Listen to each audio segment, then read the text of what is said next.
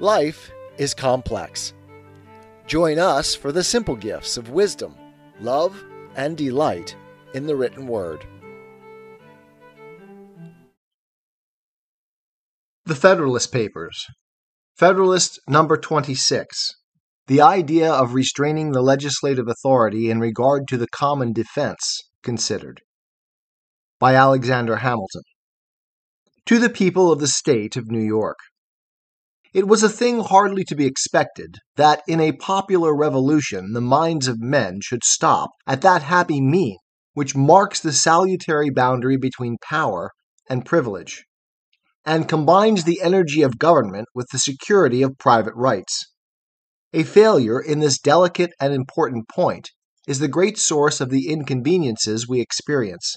And if we are not cautious to avoid a repetition of the error in our future attempts to rectify and ameliorate our system, we may travel from one chimerical project to another. We may try change after change, but we shall never be likely to make any material change for the better.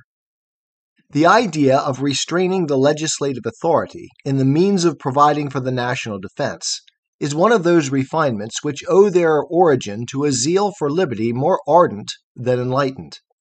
We have seen, however, that it has not had thus far an extensive prevalency, that even in this country, where it made its first appearance, Pennsylvania and North Carolina are the only two states by which it has been in any degree patronized, and that all the others have refused to give it the least countenance, wisely judging that confidence must be placed somewhere, that the necessity of doing it is implied in the very act of delegating power, and that it is better to hazard the abuse of that confidence than to embarrass the government and endanger the public safety by impolitic restrictions on the legislative authority. The opponents of the proposed Constitution combat, in this respect, the general decision of America, and instead of being taught by experience the propriety of correcting any extremes into which we may have heretofore run, they appear disposed to conduct us into others still more dangerous and more extravagant. As if the tone of government had been found too high or too rigid, the doctrines they teach are calculated to induce us to depress or to relax it by expedients which, upon other occasions, have been condemned or forborne. It may be affirmed without the imputation of invective that if the principles they inculcate on various points could so far obtain as to become the popular creed, they would utterly unfit the people of this country for any species of government whatever. But a danger of this kind is not to be apprehended. The citizens of America have too much discernment to be argued into anarchy, and I am much mistaken if experience has not wrought a deep and solemn conviction in the public mind that greater energy of government is essential to the welfare and prosperity of the community. It may not be amiss in this place concisely to remark the origin and progress of the idea, which aims at the exclusion of military establishments in time of peace. Though in speculative minds it may arise from a contemplation of the nature and tendency of such institutions, fortified by the events that have happened in other ages and countries, yet as a national sentiment it must be traced to those habits of thinking which we derive from the nation from whom the inhabitants of these states have in general sprung. In England, for a long time after the Norman conquest, the authority of the monarch was almost unlimited. Inroads were gradually made upon the prerogative in favor of liberty, first by the barons, and afterwards by the people, till the greatest part of its most formidable pretensions became extinct. But it was not till the Revolution in 1688, which elevated the Prince of Orange to the throne of Great Britain, that English liberty was completely triumphant. As incident to the undefined power of making war, an acknowledged prerogative of the Crown, Charles II had, by his own authority, kept on foot in time of peace a body of 5,000 regular troops, and this number James II increased to 30,000, who were paid out of his civil list. At the Revolution, to abolish the exercise of so dangerous an authority, it became an article of the Bill of Rights then framed that the raising or keeping a standing army within the kingdom in times of peace, unless with the consent of Parliament, was against law. End quote. In that kingdom, When the pulse of liberty was at its highest pitch, no security against the danger of standing armies was thought requisite, beyond a prohibition of their being raised or kept up by the mere authority of the executive magistrate. The patriots, who effected that memorable revolution, were too temperate, too well informed, to think of any restraint on the legislative discretion. They were aware that a certain number of troops for guards and garrisons were indispensable, that no precise bounds could be set to the national exigencies, that a power equal to every possible contingency must exist somewhere in the government, and that when they referred the exercise of that power to the judgment of the legislature, they had arrived at the ultimate point of precaution which was reconcilable with the safety of the community. From the same source, the people of America may be said to have derived an hereditary impression of danger to liberty from standing armies in time of peace. The circumstances of a revolution quickened the public sensibility on every point connected with the security of popular rights, and in some instances raised the warmth of our zeal beyond the degree which consisted with the due temperature of the body politic. The attempts of two of the states to restrict the authority of the legislature in the article of military establishments are of the number of these instances. The principles which had taught us to be jealous of the power of an hereditary monarch were, by an injudicious excess, extended to the representatives of the people in their popular assemblies. Even in some of the states where this error was not adopted, we find unnecessary declarations that standing armies ought not to be kept up in time of peace, without the consent of the legislature. I call them unnecessary, because the reason which had introduced a similar provision into the English Bill of Rights is not applicable to any of the state constitutions. The power of raising armies at all under those constitutions can by no construction be deemed to reside anywhere else than in the legislatures themselves, and it was superfluous, if not absurd, to declare that a matter should not be done without the consent of a body which alone had the power of doing it. Accordingly, in some of these constitutions, and among others, in that of this state of New York, which has been justly celebrated both in Europe and America as one of the best of the forms of government established in this country, there is a total silence upon the subject. It is remarkable that even in the two states which seem to have meditated an interdiction of military establishments in time of peace, the mode of expression made use of is rather cautionary than prohibitory. It is not said that standing armies shall not be kept up, but that they ought not to be kept up in time of peace. This ambiguity of terms appears to have been the result of a conflict between jealousy and conviction, between the desire of excluding such establishments at all events, and the persuasion that an absolute exclusion would be unwise and unsafe. Can it be doubted that such a provision, whenever the situation of public affairs was understood to require a departure from it, would be interpreted by the legislature into a mere admonition, and would be made to yield to the necessities or supposed necessities of the state? Let the fact already mentioned with respect to Pennsylvania decide. What then, it may be asked, is the use of such a provision, if it cease to operate the moment there is an inclination to disregard it? Let us examine whether there be any comparison in point of efficacy between the provision alluded to and that which is contained in the new Constitution, for restraining the appropriations of money for military purposes to the period of 2 years. The former, by aiming at too much, is calculated to effect nothing.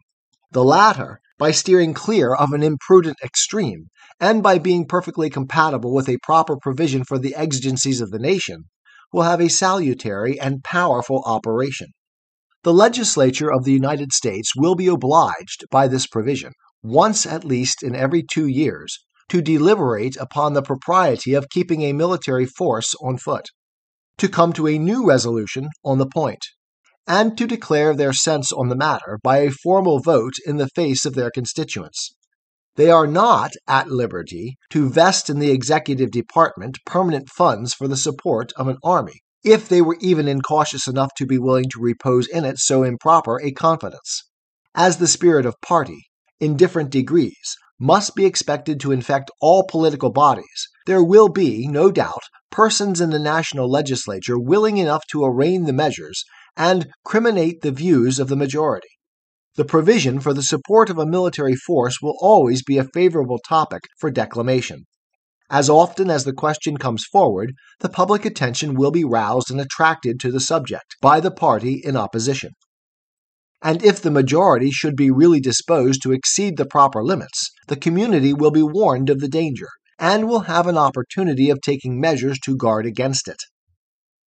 Independent of parties in the national legislature itself, as often as the period of discussion arrived, the state legislatures, who will always be not only vigilant but suspicious and jealous guardians of the rights of the citizens against encroachments from the federal government, will constantly have their attention awake to the conduct of the national rulers, and will be ready enough, if anything improper appears, to sound the alarm to the people, and not only to be the voice, but, if necessary, the arm of their discontent. Schemes to subvert the liberties of a great community require time to mature them for execution.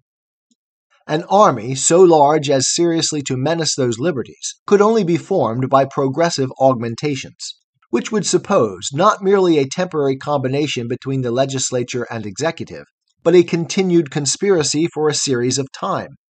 Is it probable that such a combination would exist at all? Is it probable that it would be persevered in and transmitted along through all the successive variations in a representative body which biennial elections would naturally produce in both houses? Is it presumable that every man, the instant he took his seat in the National Senate or House of Representatives, would commence a traitor to his constituents and to his country? Can it be supposed that there would not be found one man discerning enough to detect so atrocious a conspiracy, or bold or honest enough to apprise his constituents of their danger? If such presumptions can fairly be made, there ought at once to be an end of all delegated authority. The people should resolve to recall all the powers they have heretofore parted with out of their own hands, and to divide themselves into as many states as there are counties, in order that they may be able to manage their own concerns in person. If such suppositions could even be reasonably made, still the concealment of the design for any duration would be impracticable. It would be announced by the very circumstance of augmenting the army to so great an extent in time of profound peace. What colorable reason could be assigned in a country so situated for such augmentations of the military force? It is impossible that the people could be long deceived, and the destruction of the project and of the projectors would quickly follow the discovery. It has been said that the provision which limits the appropriation of money for the support of an army to the period of 2 years would be unavailing, because the executive, when once possessed of a force large enough to awe the people into submission, would find resources in that very force sufficient to enable him to dispense with supplies from the acts of the legislature. Upon what pretense could he be put in possession of a force of that magnitude in time of peace? If we suppose it to have been created in consequence of some domestic insurrection or foreign war, then it becomes a case not within the principles of the objection, for this is leveled against the power of keeping up troops in time of peace. Few persons will be so visionary as seriously to contend that military forces ought not to be raised to quell a rebellion or resist an invasion. And if the defense of the community under such circumstances should make it necessary to have an army so numerous as to hazard its liberty, this is one of those calamities for which there is neither preventative nor cure. It cannot be provided against by any possible form of government. It might even result from a simple league, offensive and defensive, if it should ever be necessary for the Confederates or Allies to form an army for common defense. But it is an evil infinitely less likely to attend us in a united than in a disunited state. Nay, it may be safely asserted that it is an evil altogether unlikely to attend us in the latter situation.